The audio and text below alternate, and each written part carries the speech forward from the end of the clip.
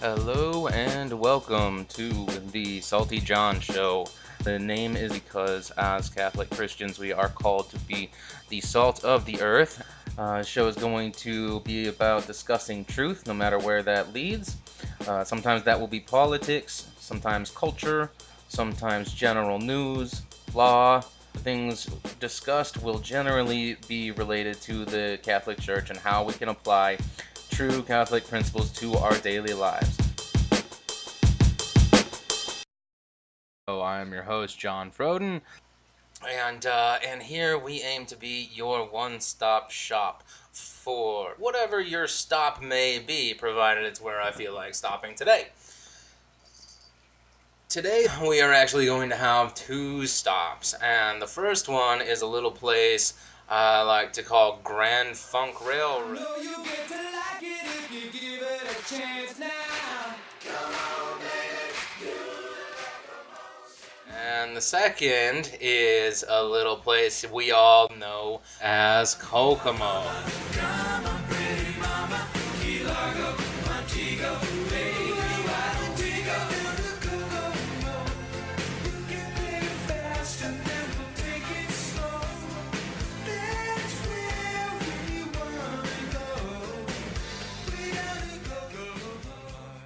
But in all seriousness, today is going to actually cover some pretty serious topics. We are going to be looking at, from a law student's perspective, a couple of cases that have gone before high court. The first one is going to be MasterCakeShop versus Colorado Civil Rights Commission, and the second one is going to be titled Lexington Fayette Urban County Human Rights Commission versus Hands-On Originals Incorporated. Of those have a Human Rights Commission in the title, which means that the Human Rights Commission, in the bakery case and the state of Kentucky, in the t-shirt case, have been essentially pressing administrative charges and taking administrative action against Christian businesses. So hang tight. We're gonna bring this back a little bit and discuss human rights commissions and whether or not they're constitutional. Then go into the cases themselves. Hopefully, give you a little bit of an idea of why Christians, and especially Catholics, the Catholic Church should be taking an active role in the opposite of this, and why protected classes are inherently bigoted. They call us bigoted for not wanting to serve and or celebrate their agenda, when in fact they are being the bigoted ones, because all they are trying to do is protect themselves legally from being gone after, and at the same time allowing themselves to vindictively target Christian businesses in general, businesses and people who just may not agree with all of a sudden enshrine, quote, human right to homosexual unions and marriage and whatever. I mean, I use marriage because the vernacular is what people are used to, but to get this out of the way up front, I do not in any way, shape, or form believe that homosexuality or polyamory or any of that will ever constitute an actual marriage. A religious institution like marriage has been under such heavy assault. It's not surprising, but it's disheartening to see the sanctity of the centuries and millennia old institution of one man, one woman marriage being withered away to essentially a legal definition in the footnote of a court decision. But all of that aside, we should first evaluate what exactly the human rights commissions are, where they derive their authority, what they can do, and just how they have the ability to ruin your life if you're a person of faith. So, without further ado, let's go ahead and take a look at the history of Human Rights Commission. The first Human Rights Commission was founded in 1946 by the United Nations, essentially, as it stood at the time, and it was basically an international agreement to bind everybody by the Universal Declaration of Human Rights, as it's called. Now, that in and of itself is not necessarily a bad thing. However, what we will come to notice is that it served as a model for minor tyrannies basically to spread throughout the United States and the Western world as a whole to undemocratically subject people and businesses to arbitrary, in many cases, penalties for violating various so-called human rights. Now, natural rights in the United States specifically typically refers to a body of rights that are granted to us by God, and human rights reflect that but have a bit more ambiguity, as we will see. So, when we think natural rights, think freedom of speech, freedom of assembly, freedom of the press, right to bear arms, things of that nature. While there's going to be some overlap here, because this is a United Nations thing founded in the wake of the war crimes of Nazi Germany, we will see a significant overlap because it's trying to get the world as a whole to recognize a finite group of rights that apply to all humans. That way, basically creates a bureaucratic nightmare of human rights violations, as you hear about all the time now. But the Human Rights Commission, founded in 1946, four freedoms: freedom of speech, freedom of religion, from fear, and freedom from want. And that was reaffirmed in the United Nations Charter. Notice the last two: freedom from fear and freedom from want. The concept of freedoms are very interesting because they every freedom you have imposes an obligation on another party. So when we have freedom of speech, it imposes an obligation on the civil government to not abridge the freedom of speech. It's called negative freedom. Freedom from things would be positive freedoms, which impose an obligation on the state to supply the object in question. So freedom from want, you could see how very easily it could take a very broad meaning. You want housing, you want food, all the natural necessities for human life. But would take a look at countries like Venezuela and think to yourself, do these citizens really, are they really free from want? Because they're signatories to Council on Human Rights, but people are eating dogs in the streets. So you see where it gets ambiguous very quickly. So let's focus on the human rights aspect of this, then the genesis of human rights commissions locally rather than internationally. You see, in the UN Declaration of Human Rights, for example, you will see things that are by definition not natural rights. You're not born with them, as can be evidenced throughout the world. Like Article 26, Section 1, everyone has the right to education. Education shall be free, at least in the elementary and fundamental stages. Elementary education shall be compulsory. I thought this was about freedom, as an aside here. Technical and professional education shall be made generally available, and higher education shall be equally accessible to all on the basis of merit. Does that sound particularly impossible to enforce? And does one not notice that if one were to universally apply even the very first section of that section, Article 26, Section 1, where it says education shall be free, at least in the elementary and fundamental stages. That imposes an obligation on teachers. More specifically, it imposes a tax obligation on us to pay for teachers, even if we don't use said teacher. And this is where you get into the sort of thing that conservatives like myself argue against on these, quote, human rights. And I don't think that anyone would argue that a universal declaration of human rights would be necessary after the atrocities of the Holocaust. But let's ask ourselves, did a declaration in 1948 stop the Soviets from committing mass murder in the tens of millions? I don't think so. What about Article 24? Everyone has the right to rest and leisure, including reasonable limitation of working hours and periodic holidays with pay. Notice the with pay portion places an obligation on employers. I'm not arguing against paid holidays. I think it's a great thing. But a right to it? I don't know if that can be legitimately said. However, getting away from the United Nations, we will move back locally to the United States. These civil rights commissions that have been set up all over the nation are appointed by you. You have these administrators who are appointed by the governor and serve typically in many states longer terms than the governor. Most governors serve 4 years. Many of these civil rights commissioners serve terms of 6 or more years. So you have a bit of a disparity right off the bat, and you have the administrative functions of these commissions pretty broadly interpreted. We don't see a lot of limit on that because they're tasked with ensuring that anti-discrimination laws are enforced. Now, in anti-discrimination laws in the United States, obvious history, were a big deal when they first started. Okay, I think the Civil Rights Act was necessary, but I don't think things like affirmative action and ensuring that women and minorities get preferential treatment when hiring. I think diversity should be enforced on anyone. Freedom of assembly, actually kind of prohibits enforced diversity. Long story short, these civil rights commissions have been set up by the executive branches of the government to enforce anti-discrimination laws, which have been broadened significantly to include things like gender identity and sexual orientation.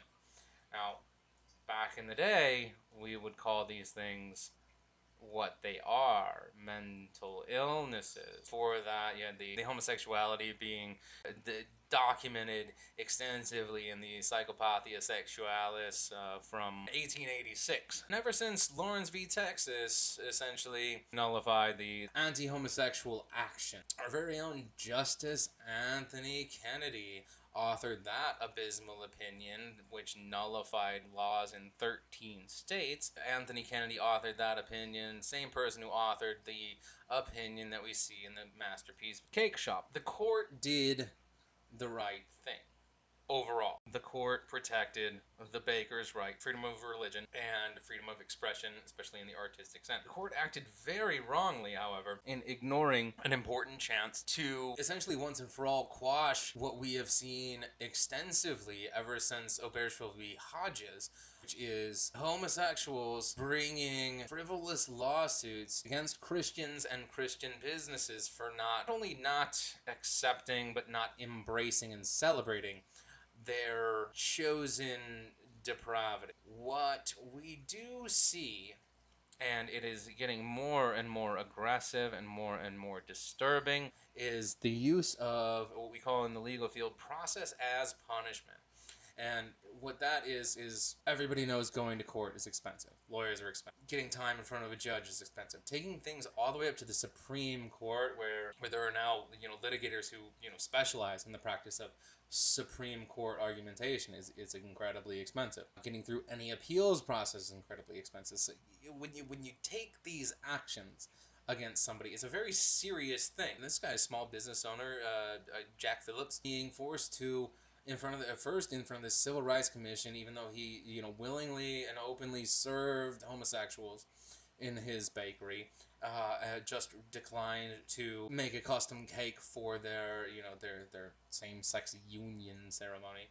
And dragged up in front of the Civil Rights Commission, and then dragged into court, and then dragged into the appellate court, and all for standing up for his legitimate human right of freedom of expression and freedom of religion, and subsequently his freedom under the Religious Freedom of Restoration Act. This is no small matter, and all he did was refuse to bake a cake for a homosexual union ceremony. That is a bit ridiculous, especially once you get into the opinion where they have the stipulated facts.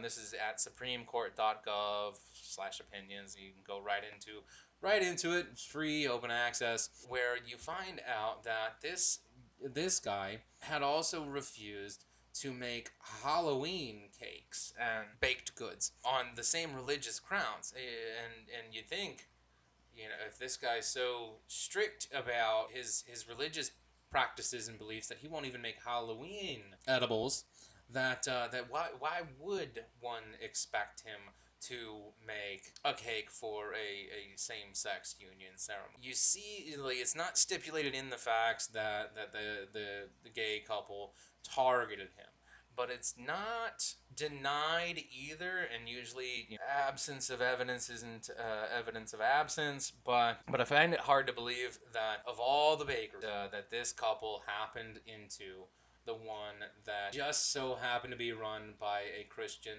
who was so fervent about his beliefs that he wouldn't participate in Halloween. Even if we admit that they did, I think that A, the case was argued wrong, and B, the court erred in their judgment. I think that the majority they did do the right thing, but I would agree more with Justice Gorsuch and Justice Thomas on their dissents. So let's get into a bit of the nitty gritty, and I apologize for the legal nature of today's show. I mean, hopefully that's what you're here for, though. A bit of a more nuanced view than you might be getting in the news. Now, the first flaw in Justice Kennedy's majority opinion, he asserts that the Civil Rights Commission had a duty to neutrally enforce the law on businesses open to the public. While one could reasonably make a case that a bakery located in a public area is a business open to the public, neutrally applying the law in this case just gave the court an excuse to find in favor of Masterpiece Cake Shop without actually dealing with the First Amendment issue.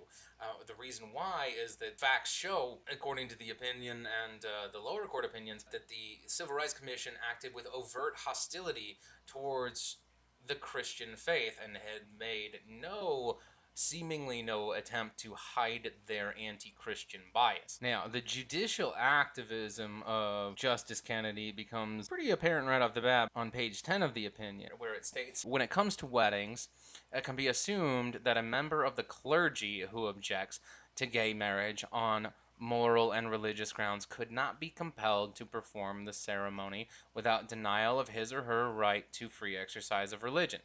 This refusal would be well understood in our constitutional order as an exercise of religion, an exercise that gay persons could recognize and accept without serious diminishment to their own dignity and worth. Yet, if that exception were not confined, then a long list of persons who provide goods and services for marriages and weddings might refuse to do so for gay persons, thus resulting in a community-wide stigma inconsistent with the history and dynamics of civil rights laws that ensure equal access to goods, services, and public accommodation. There, Justice Kennedy's bias is showing as one of the most pro-homosexual justices this court has seen, period. What we see there is a conflation and a diminishment of an individual right. We're basically being told there that the court can and will allow, quote, exception to be made. But by definition, no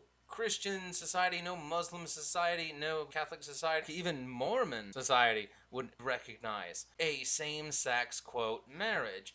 It's not a thing. I mean, a community wide stigma cannot be legislated away. You can't just declare no stigma on this while fundamentally altering a religious definition and supplanting it with a legal one. Justice Kennedy should know better. What he is saying there is essentially that outside the clergy, there is no individual right to freedom of religion. But let's go ahead and give him the benefit of the doubt and keep going. What Justice Kennedy and the majority take most umbrage with doesn't come until page 13 of the opinion, where he quotes the commissioner of the Human Rights Commission, in which he says, and this isn't Justice Kennedy, this is the commissioner talking, quote, I would also like to reiterate what we said in the hearing or the last meeting. Freedom of religion and religion has been used to justify all kinds of discrimination throughout history, whether it be slavery, whether it be the Holocaust, whether it be,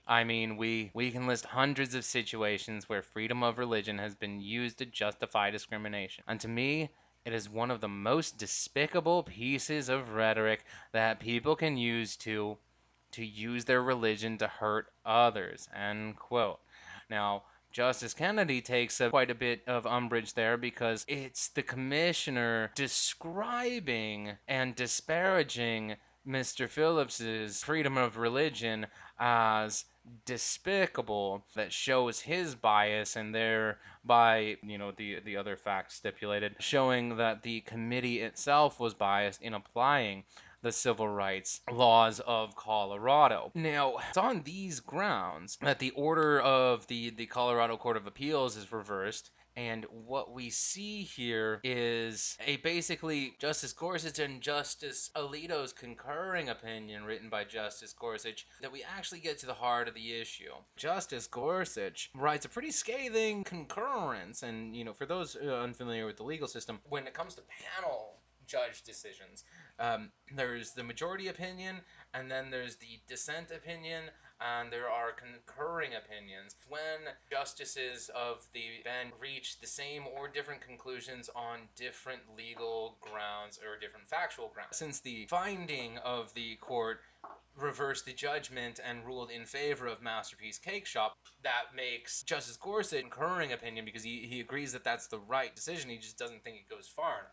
Then there's the dissenting, which is by Justice Ginsburg, which is a laugh if it weren't actually serious. But Gorsuch here, he goes on to illustrate why this is an actual First Amendment issue and why the court did us a disservice by declining to weigh in on that fact. The court only ruled on the neutrality. In the legal system, precedent is basically everything. All lower courts are basically supposed to and can be overruled on their failure to abide by precedent. It's one of the things that makes sure that laws are consistently applied generation after generation and not subject to judicial rewriting over the years. Changing the law is from the bench, which is what activist courts do, is called legislating from the bench.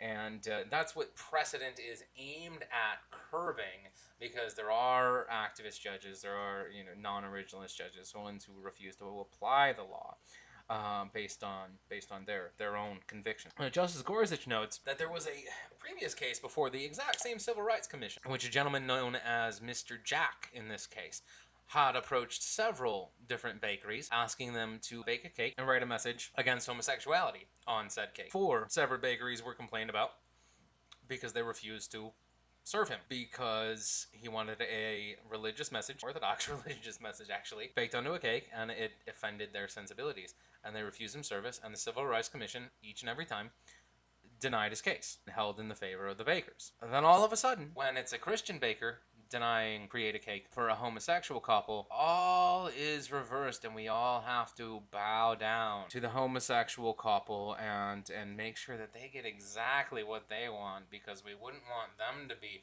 marginalized, even if they did come into Masterpiece Cake Shop by chance and didn't target it. Is it really a big deal? In the United States today, can gays find bakers, florists, photographers, whatever, who are fully accepting and provide services for them? I think they can, especially in a liberal city. But they, you got to pick on a Christian because you got to set an example. I'm not even gonna bother going into the dissent of Justice Ginsburg.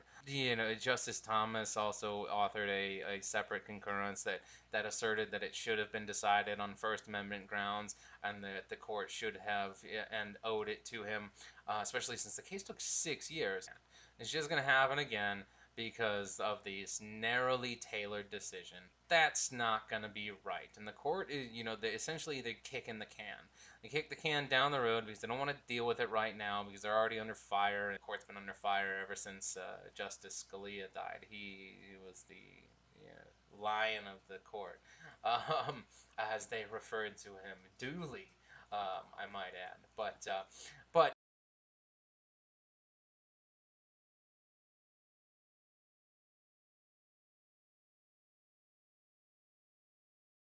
we got an example here. It's sadly a typical example of gays using the legal system to punish Christians for not celebrating their lifestyle. Even the Christians accept it. Nope, you have to join us. You have to bow down and do whatever we want. Otherwise, we're gonna sue you and put you out of business.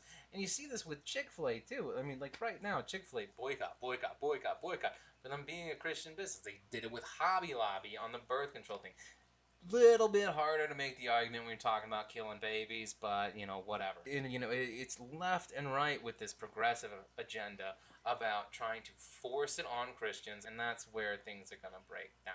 That being said, though, I will backtrack a little bit and discuss the other case.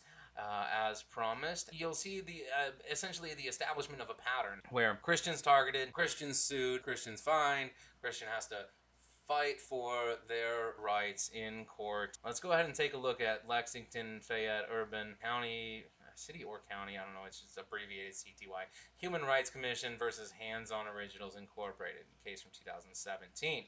Let's see what we're talking about here. The facts are substantially similar. A Christian-owned business was making custom T-shirts for pretty much, any statement that they didn't morally disagree with. Did business with all sorts of homosexuals and people of other political opinions. And this is all stipulated in the facts of the case. And what they were asked to do is make t shirts that were in support of a gay pride festival.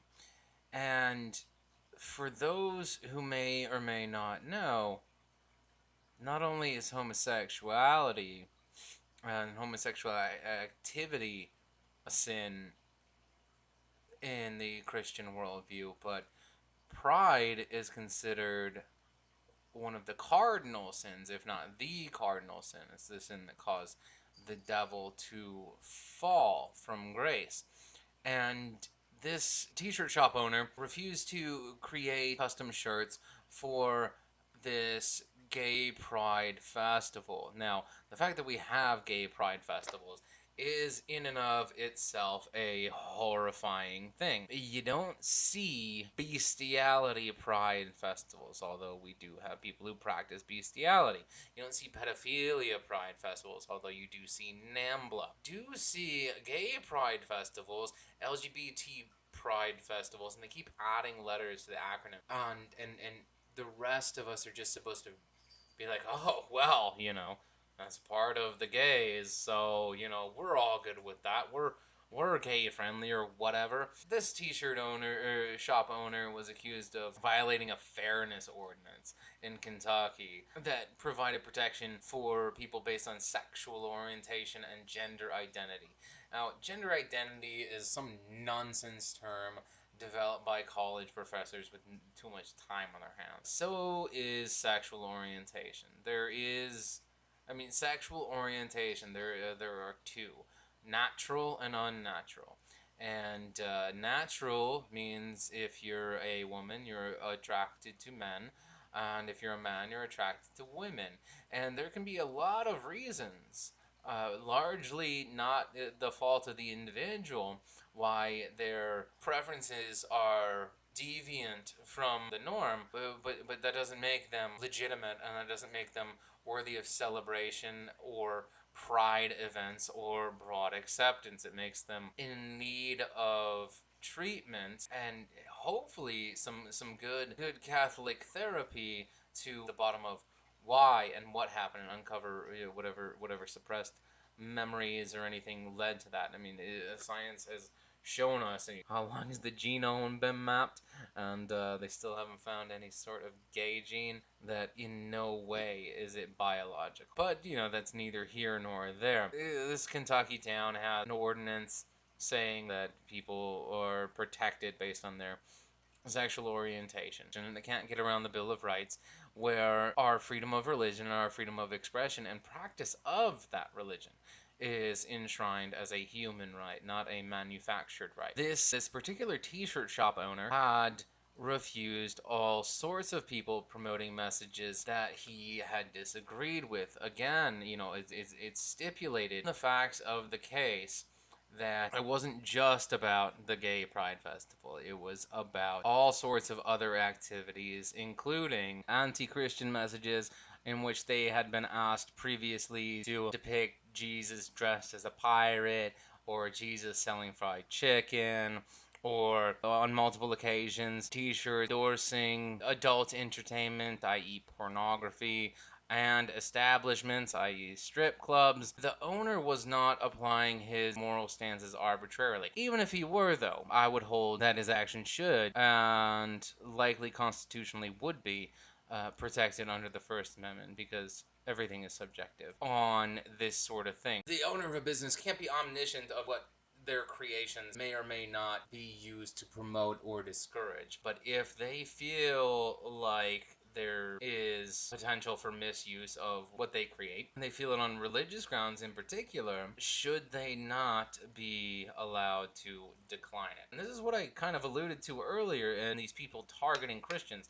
See, people target Christians because they know that modernly Christianity is deemed as a very pacifist religion. People have over analyzed, turn the other cheek type Christianity, with type of Christianity that where Jesus said to sell your cloak and purchase a sword. People are rightly afraid to challenge the Muslim. That's not to say that Muslim tactics of essentially blowing anything up that disagrees with them is a good thing. It's totally not. But at least people know to take offending Muslims seriously.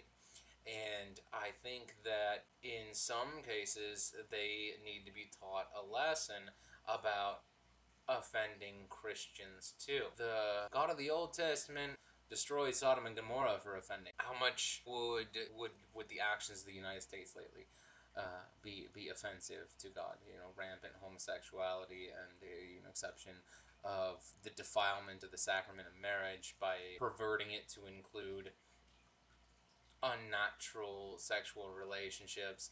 And we're just supposed to participate and not only with our tax dollars but also with our businesses, our livelihoods. They're going to be subject to bending the knee to the homosexual agenda.